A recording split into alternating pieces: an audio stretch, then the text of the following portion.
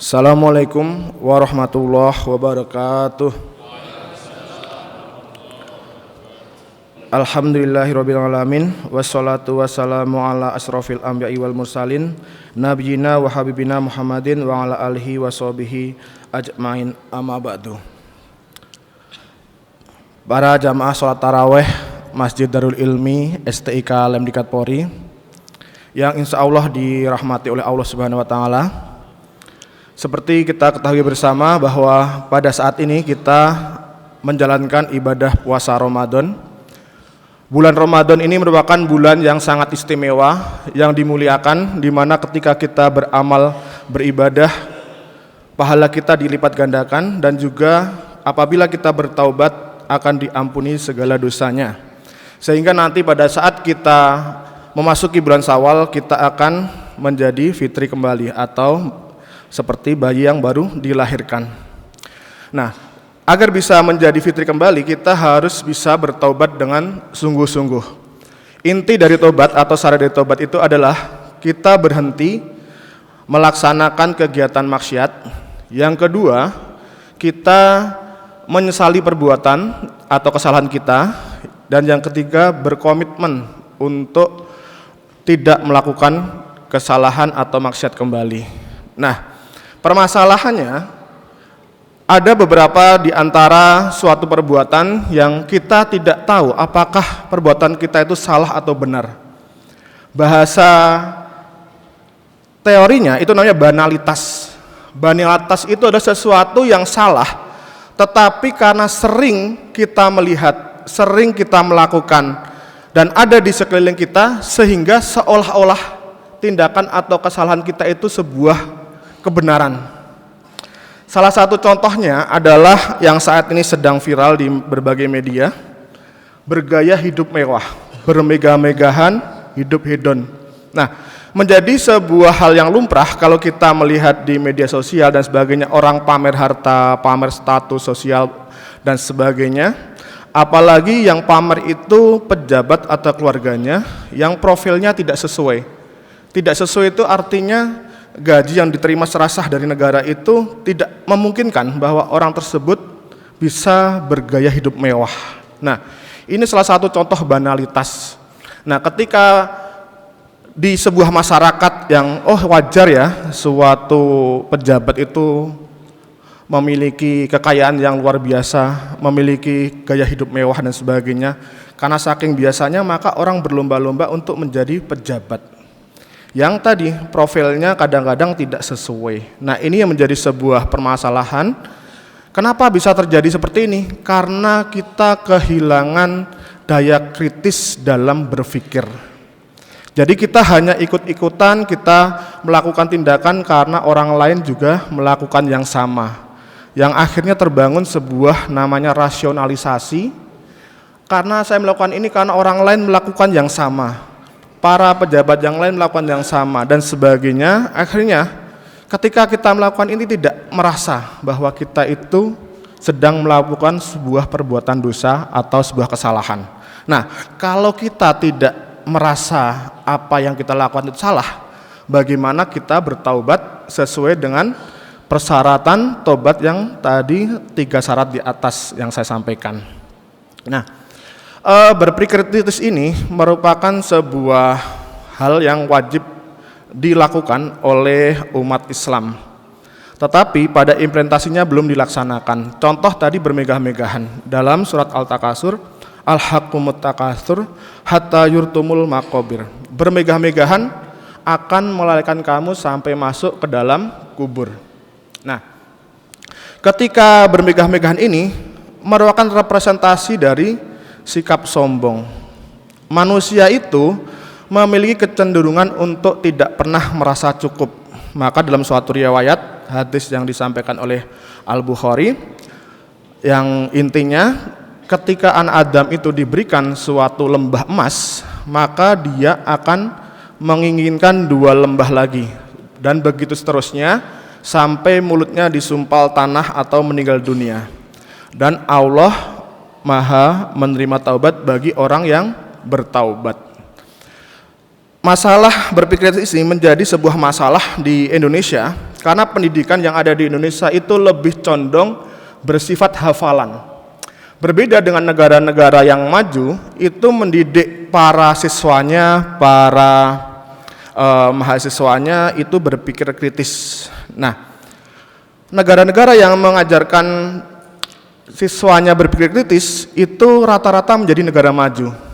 Mungkin pernah disampaikan juga, kemarin disampaikan di sini dalam ceramah yang sama, ada studi yang mengatakan bahwa negara-negara telah dilakukan survei, ternyata negara-negara yang bukan Islam itu justru mengimplementasikan nilai-nilai Islam lebih dari negara-negara Islam itu sendiri. Nah, ternyata negara-negara itu 10 besar diantaranya adalah negara-negara di Skandinavia. Di sisi yang lain, sekarang juga ada studi namanya penelitian mengenai indeks kebahagiaan. Nah, ada negara-negara yang paling bahagia dan yang paling susah. Ternyata negara-negara di Skandinavia itu juga merupakan negara-negara yang masuk dalam ranking itu. Dari 2 studi tadi, ternyata berawal dari berpikiran kritis. Dia mengetahui apa yang harus dilakukan dan apa yang nggak dilakukan. Nah, di negara-negara Skandinavia itu, salah satunya contohnya Finlandia, itu dia ranking 1 negara paling bagus pendidikannya. Yang kedua, Finlandia juga menjadi negara paling bahagia di dunia ini.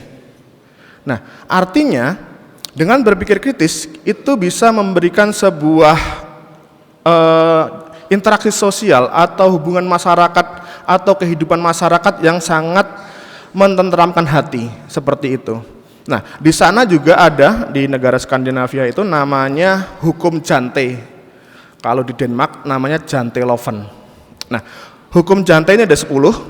Beberapa di antaranya itu kita tidak boleh merasa lebih baik dari orang lain. Tidak boleh membandingkan diri kita dengan orang lain. Tidak boleh kita mentertawakan orang lain.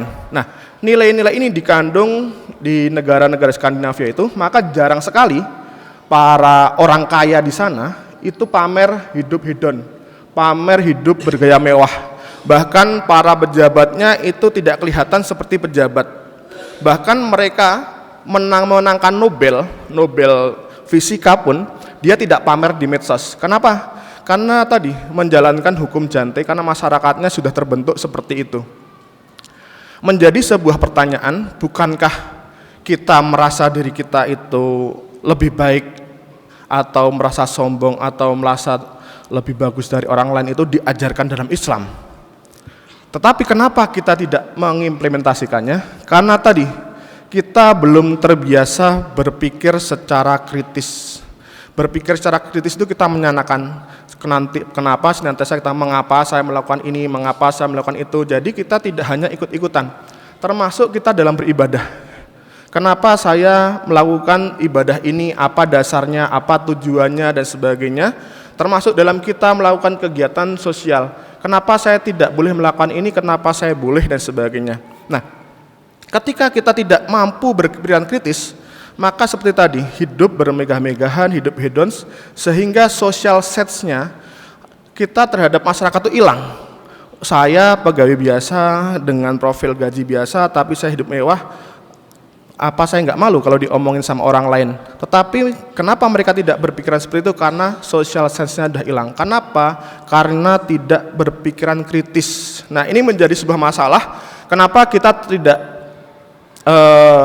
sampai sekarang masih menjadi negara berkembang? Karena sistem pendidikan kita belum mengadopsi ini, belum mengadopsi cara berpikiran kritis. Nah, dalam bulan Ramadan ini para jamaah tarawih sangat pas sekali kalau kita kembali melakukan introspeksi diri, melakukan kegiatan cara berpikir apa yang saya lakukan selama ini salah atau benar, sesuai dengan tuntunan yang ada dalam Al-Quran atau Al-Hadis dan sebagainya, ataukah saya hanya ikut-ikutan atau mungkin karena tekanan atau paksaan seseorang. Nah, ketika kita sudah mampu berpikir kritis ini, setiap tindakan yang kita lakukan itu merupakan sebuah kesadaran diri, kesadaran yang masuk dari pikiran kita, dari hati kita, sehingga kita melakukan suatu tindakan itu memiliki sebuah kepercayaan diri yang cukup kuat, sehingga ketika kita melaksanakan akan bersungguh-sungguh.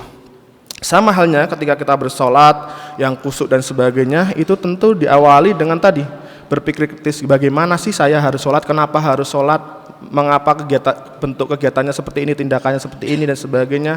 Akhirnya bisa melaksanakan secara khusyuk.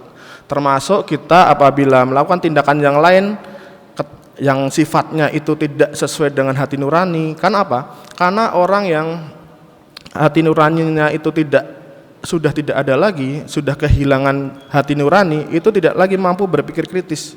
Sehingga yang dilakukan sesuai dengan egonya, sesuai dengan hawa nafsunya. Nah, pada kesempatan bulan Ramadan ini merupakan sebuah awal dan merupakan sebuah waktu yang tepat bagi kita semua untuk dapat berpikir kritis, sehingga kedepannya kita bisa mendapatkan Lailatul Qadar, mendapatkan pahala yang dikehendaki dan mampu kembali ke fitri. Demikianlah ceramah tarawih pada bulan Ramadan ini. Pada malam hari ini mohon maaf atas segala kekurangan. Wabillahi taufik wal hidayah. Wassalamualaikum warahmatullahi wabarakatuh.